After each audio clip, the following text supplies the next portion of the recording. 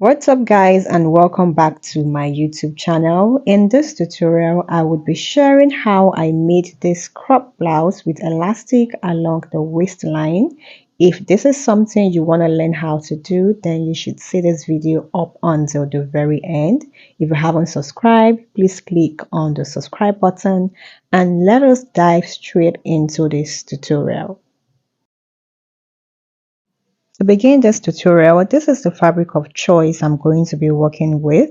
It is a leftover fabric from a palazzo trouser I was working on. The first thing I would do is to fold my fabric into an appropriate amount that would accommodate both the sleeves and half of my shoulder. Once I was done with that, I went ahead to mark out the length of my blouse. So my desired length plus seam allowance, I went for 18.5 inches. You just need to measure where you want your crop jacket to stop, your crop blouse, I mean. Here, I'm going on to cut this out.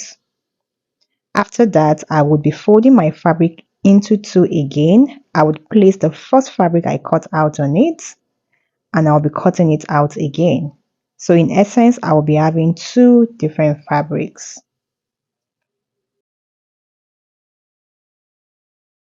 So guys, I am done cutting out and this is what I have. One would be for the front while the other would be for the back.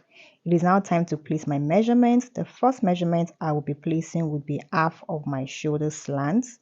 What I have left would be used for the sleeve. So you will need to factor in the length of your sleeve while cutting out your blouse. Next, I'll be marking 2.5 inches for the neck width. Then I'll mark 1 inch for the neck depth. First of all, I'll be drawing in a round neckline. The round neckline would be for the back. After that, I'll be going for a neck depth of about 7.5 inches for the front. I'll be rolling that into a V neckline. So I'm just trying so hard to ensure that my chalk is showing a bit on the fabric. Once I was done with that, I would work on the sleeve part. I'll be marking 1 inch downward just to create a shoulder slant. After that, I'll be marking my sleeve opening. For this, I'll be marking my chest line measurement, which is 7 inches. I'll rule a line across, and across that line, I'll be placing a quarter of my bust measurement. I would add 0.75 inch for ease allowance and also add 1 inch for side seam allowance. On the waistline, I will be marking the same measurements that I have on the bust line. I'll just go ahead and place it right there on the waistline, which is also the full length of this blouse. I'll be connecting all the points together. Next, I will cut this out.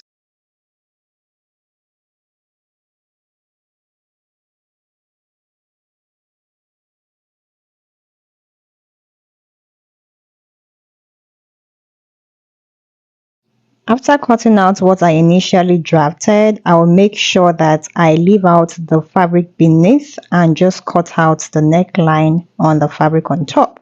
So the fabric on top would be the front, while the fabric beneath would be the back. This is what I have after cutting out. This is my front and this is what I have for the back. In order to finish off the neckline, I would be cutting out a facing for both the front and the back to just give a clean finishing around the neckline. I'm done cutting out the facing and this is it for the front, an exact replica of the neckline for the front. It will be placed this way, and for the back, this is what I have. So in order to achieve more structure, because of how flexible this fabric is, I will be ironing in interfacing on top of the facing. I'll also iron in interfacing on the part of the neckline of my blouse that I'll be fixing it on, just to make it easier to sew. It is now time to begin sewing. I'll be starting off with the facing, and I've ironed interfacing on it like I explained. I also ironed interfacing on the inside of the neckline of the blouse. What I would do is to place right sides of the facing against my blouse, and I'll go ahead and sew it down along the neckline. For the back, I will be repeating likewise. I will be placing right side of the facing against the right side of the blouse. I'll go ahead and sew it along the neckline of the back. After I was done, this is what I have. I've gone ahead to turn it on the inside and give this a really good press. You will need to iron this down well to achieve a clean finishing. To proceed with the sewing tutorial, what I will do next is to place right sides of my fabric against each other. I will then try and open up my facing, making sure that I match up the front facing with the back facing. And I would go ahead and sew this down along the shoulder slants all the way to the sleeve length. I would also sew it down along the sides, and I'll repeat likewise for the side of my blouse too.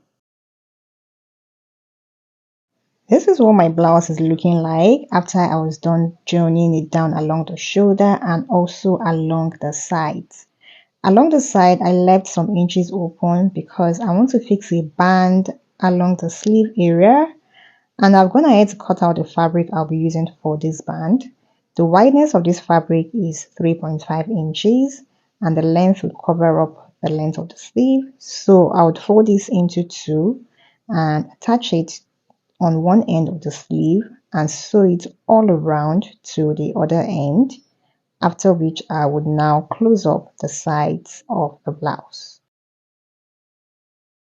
Once I'm done working with the sleeve, I would also be creating the elastic casing for the waistline. So because of the nature of this blouse, I'll be using the 1/2 inch elastic. What I would do is to ensure that the casing is able to accommodate the elastic. So I'll fold my fabric inward first of all and fold it again, and I would sew it all around. I am done sewing, and this is what my blouse is looking like. I have finished off the sleeve and I have my elastic casing. Also, I left about 2 inches opening. This would allow the passage of the elastic through. To pass the elastic through, I have attached a safety pin to one end of the elastic and I will be passing it through the casing. You would want to do this gently so that the pin doesn't come off.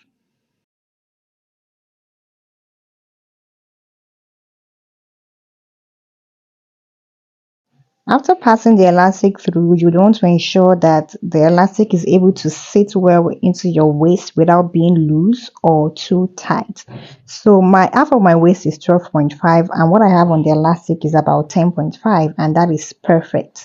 So what I will do next is to cut off the excess elastic that I have, pin both ends together, proceed to my sewing machine, stitch it down and cover up the casing, the opening that I have right there. And guys, I have my blouse right here. This blouse is so simple and very easy to make. It is something you can work on under 1 hour and you would have your blouse ready. If you found this tutorial helpful, please give it a huge thumbs up. If you haven't subscribed, kindly click on the subscribe button, and I would see you all in my next video. Goodbye and stay blessed.